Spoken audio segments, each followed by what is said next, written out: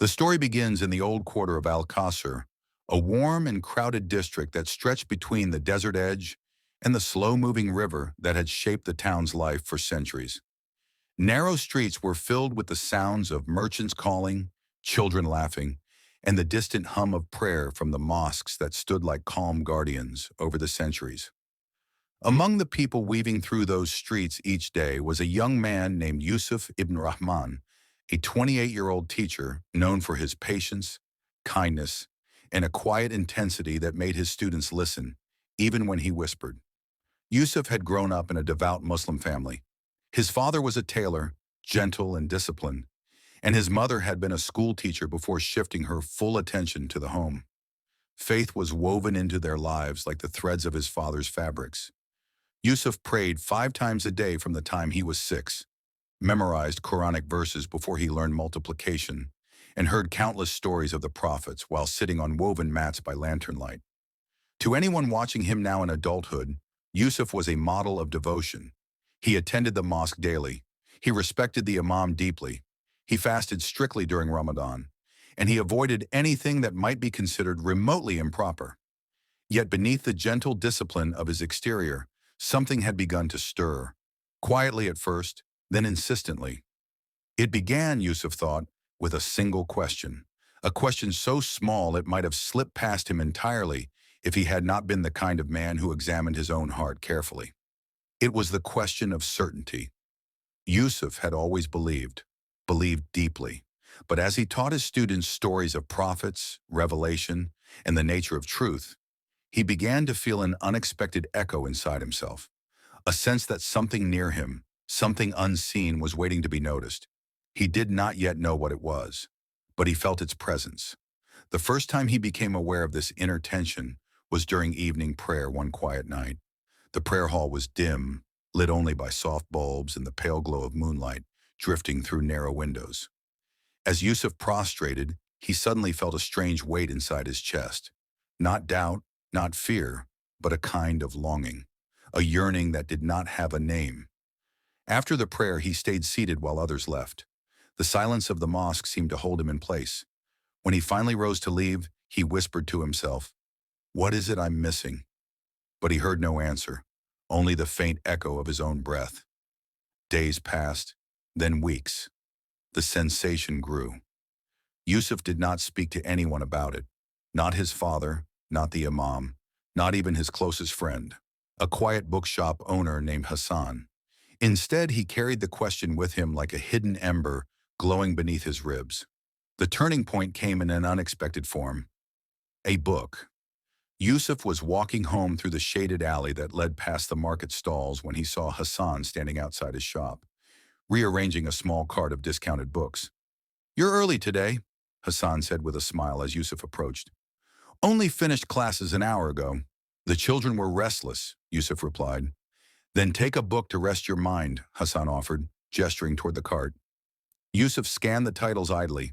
Philosophy, poetry, history. His eyes drifted over a worn paperback with no title on the spine, only a faded cross embossed into the cover. He paused. "That one?" Hassan said, raising an eyebrow. "It's a collection of texts from early Christian writers. Strange edition someone donated." Yusuf reached for it slowly. "May I?" Hassan laughed. "If you wish. No charge. Nobody else has shown interest." Yusuf hesitated. He had never read Christian writings, not beyond the small references mentioned in Islamic scholarship. It was not forbidden, but it was unusual. Still, something in him stirred. The same quiet stirring he had felt in the mosque. "I'll take it," he said after a moment. That night, after his family had gone to sleep, Yusuf sat alone at his small wooden desk and opened the book. It began with a passage attributed to an early follower of Jesus, describing a love that was unconditional, sacrificial, and personal, a love that pursued humanity even when humanity ran from it. Yusuf read slowly at first, then faster, then slowly again, his breathing catching as he underlined sentence after sentence. The words did not feel foreign to him. They felt strangely familiar, as though he had heard them long ago in a dream he could barely remember. As he turned the pages, he felt the same longing rise again, stronger than before. Tears touched his eyes, not of sadness, but of recognition. "What is this?" he whispered into the empty room. "Why does this feel like truth?" He stopped reading and closed his eyes. In the silence, he felt again the presence he had sensed before.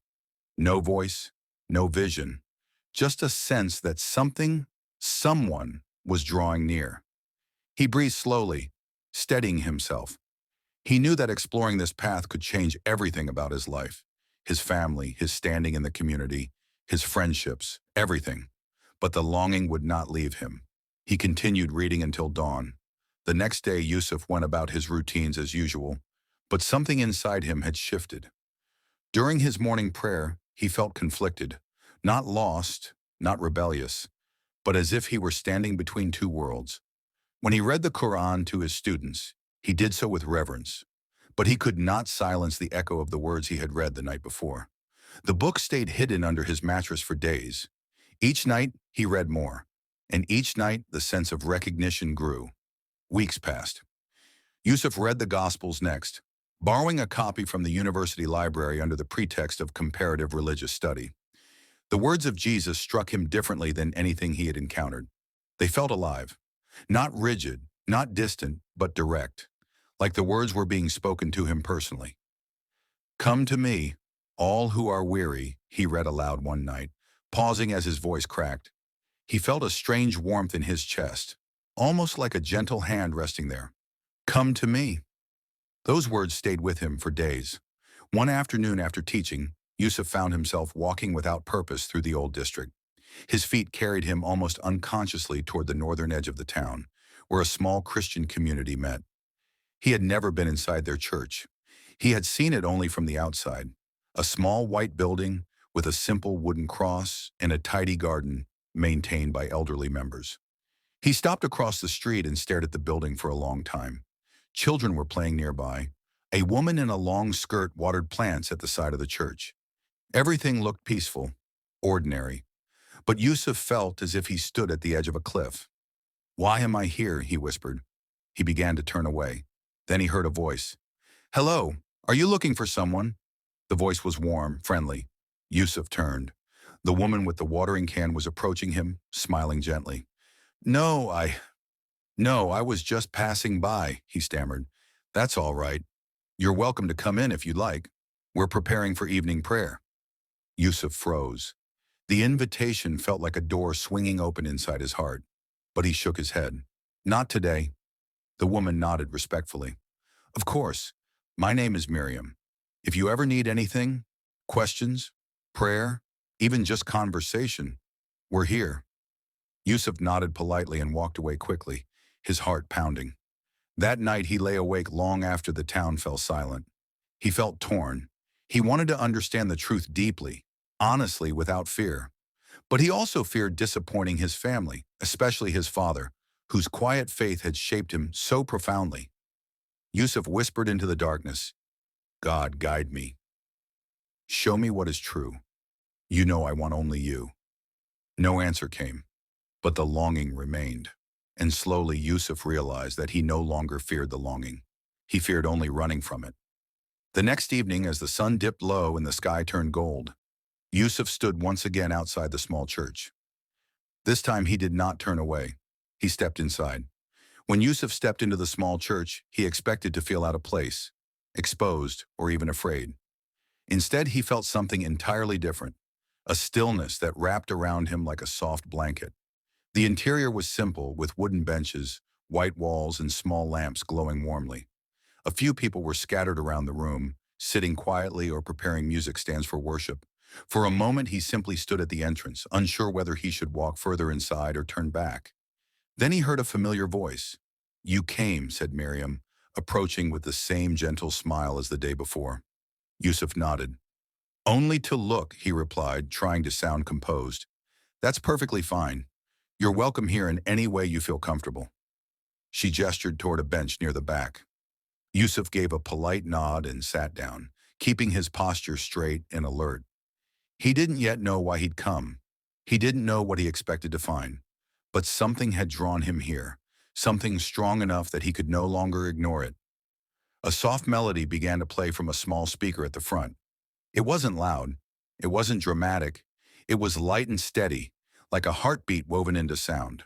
A group of three stood near the front with simple instruments. As they prepared to sing, Yusuf felt the stirring in his chest begin again. The worship began quietly. A woman's voice rose first, clear, pure, unforced. She sang words about grace, forgiveness, and a love deeper than the oceans. Yusuf had never heard anything like it. It wasn't the call to prayer he had grown up with, yet something in it resonated with him deeply. He didn't understand the meaning of every lyric, but he understood the emotion behind them. There was longing, devotion, humility, and something more. Something personal. He listened in silence, his eyes fixed on the floor. As the song continued, he felt a warmth rising inside him again, the same warmth he had felt reading the Gospels late at night. It was as if the words were not merely words, but something alive reaching toward him. When the song ended, a man stepped forward. He had kind eyes, a calm demeanor, and a short graying beard. He greeted the small group with warmth and introduced himself simply as Pastor Elias. Then he began to speak. His message was not fiery or dramatic. It was thoughtful, gentle. He spoke about seeking truth, about asking honest questions, about wrestling with doubt without shame. He said that faith was not a chain, but a journey, and that God did not fear our questions. He welcomed them. Yusuf listened closely. Every sentence felt like it was spoken directly to him. Pastor Elias continued, "Some people come to God thinking they must already have all the answers. But God meets us in our searching, in the quiet places of our hearts, in our confusion, in our longing. Truth isn't fragile. It doesn't break when tested." Yusuf inhaled sharply. It was as if the man had reached inside his chest and touched the question that had been burning there for months. After the message, there was a short prayer. Members bowed their heads. Yusuf hesitated, unsure what to do, until he simply lowered his gaze respectfully. He did not repeat the words, but he listened. And as he listened, he felt another ripple of warmth inside him. When the gathering ended, people greeted one another with gentle smiles. A few nodded kindly to Yusuf without prying or questioning who he was. He was grateful for that. He was not ready to explain anything. As he stood to leave, Pastor Elias approached him with a soft smile. "I don't think we've met," the pastor said. "I'm Elias." "Yusuf," he replied quietly. "Welcome, Yusuf. We're glad you visited." "It was different," Yusuf said honestly. "I'm not sure why I came." "You don't need to know yet. Sometimes the heart leads before the mind understands. If you ever want to talk, I'm available."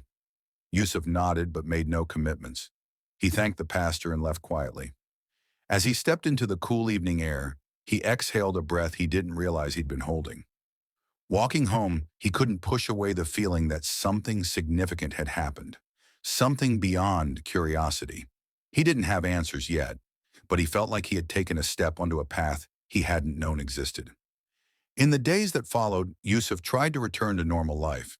He taught his classes, he attended the mosque, he visited his father's tailoring shop, but inside the quiet trembling continued. The things he had heard in the church stayed with him, echoing through his mind. He tried to push the thoughts aside, but the longing grew stronger. One evening, he found himself at the riverbank, sitting alone on a worn stone. The sky was deep blue, the first stars appearing overhead. He opened the small Christian writings book again, letting the dimming light guide him. He turned to a passage about forgiveness. Forgiveness that was offered freely, not earned by works or merit. He whispered the words aloud. A love that seeks, a love that saves. He closed his eyes, repeating the phrase until it sank into his bones. As he sat there, he thought about his life, his faith, his upbringing. None of it had been false. None of it had been meaningless. But somewhere along the way, his heart had begun searching for something deeper, something more intimate. He wondered whether God was trying to lead him somewhere. The thought frightened him. He didn't want to be misled. He didn't want to dishonor his family. He didn't want to abandon truth for emotion. But his heart whispered that this was not emotion alone. Over the next week, Yusuf returned to the church twice. Each time he sat in the back. Each time he left without speaking to anyone. But each visit stirred the longing inside him deeper. On the third visit, Pastor Elias caught him just before he could slip out the door. "Yusuf," the pastor said softly, "would you like to talk? Just talk. Nothing more." For the first time, Yusuf didn't feel the urge to run. He nodded. They sat in a small side room with simple chairs and a table holding a single Bible. The pastor didn't interrogate him, didn't ask why he had come.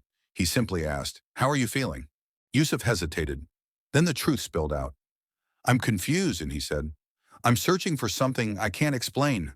When I pray, I feel empty, not faithless, but incomplete. And when I read the teachings of Jesus, or when I'm here, I feel something alive inside me. I don't understand it. I'm afraid of what it might mean." Pastor Elias listened quietly, not interrupting. Yusuf continued, "I'm not trying to betray my family. I'm not trying to disrespect what I was raised with. I just want to know the truth. I want to know God." The pastor nodded gently. "That desire is the beginning of everything. God is not angry with your questions. He knows your heart, and if you seek him sincerely, he will guide you." "But how do I know what is true?" and Yusuf asked, leaning forward. "How do I know which voice is his?" The pastor paused, then replied softly, "You will know by the fruit it produces in you. Peace, clarity, love, transformation. Truth does not force itself. It reveals itself." Yusuf absorbed those words quietly. Pastor Elias continued, "You don't need to decide anything today. Faith is not a race. It is a journey. Walk it with honesty, and God will walk with you." Yusuf exhaled slowly. For the first time, he felt relief. "Thank you," he said. "I don't know where this is going." "You don't have to know. Just keep seeking." Yusuf left the church that evening feeling lighter than he had in months. But his journey was only beginning. 2 days later, while teaching his students, Yusuf noticed his mind drifting to a passage he had read in the Gospels. The words of Jesus replayed in his thoughts with unexpected clarity. "I am the way and the truth and the life." He had read the sentence dozens of times but never felt its weight until now. After class, he lingered alone in the empty classroom, staring at the chalkboard. He whispered, "If this is true, then what does it mean for me?" He heard no answer, but he felt the presence again, gentle, patient, waiting. That evening, Yusuf prayed, not in the strict routines he had always followed, but simply with his heart open. He said quietly, "God, I don't want to be deceived. Lead me. Show me who you are." For the first time, he felt peace instead of confusion. Not clarity yet, but peace. The next days were filled with inner struggle. Yusuf studied more than ever. He read the Quran and the Bible side by side. He prayed in the mosque and in private. He sought truth passionately, honestly, and gradually he began to feel something shifting inside him. Not away from God, but toward him, in a way he had never experienced before. One night, while reading again by candlelight, Yusuf reached a moment that would change the course of his life. He read the account of Jesus forgiving the thief on the cross, a man who had no good deeds to offer, no accomplishments to present, nothing but a desperate cry for mercy. And Jesus answered him with love, with acceptance, with a promise of paradise. Yusuf felt tears streaming down his face before he realized he was crying.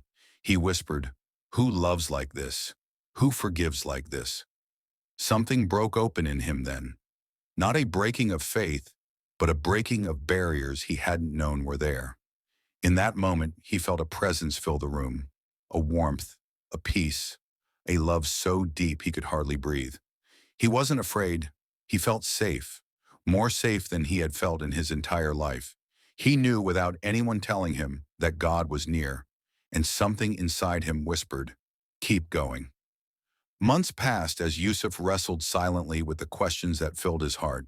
The more he read the teachings of Jesus, the more he felt a gentle presence drawing him in, not forcing him, not frightening him, but inviting him. One evening, unable to ignore the pull any longer, Yusuf walked to the quiet riverbank. The sky was fading into soft evening colors. He sat on a stone, bowed his head, and whispered the most honest prayer he had ever spoken. "God, I only want truth. If Jesus is truly the way, then show me. I am ready." In that moment, a deep peace settled over him. Steady, warm, unmistakable. It was not emotion. It was not imagination. It felt like a hand resting gently on his heart. With tears in his eyes, Yusuf whispered, "I believe." From that moment on, his life slowly changed. He visited the church, spoke with the pastor, and found a quiet certainty growing inside him. He chose to follow Christ, not out of rebellion, but out of conviction and love. Telling his family was painful. Some were hurt, some were confused, others were afraid. But Yusuf met every reaction with calmness and respect. He did not argue. He did not fight. He simply said, "I still love you. I am still your son." Over time, the tension softened. His father, once distant, eventually said, "I do not understand your choice, but I see peace in you. I cannot deny that." It was not full acceptance, but it was a beginning.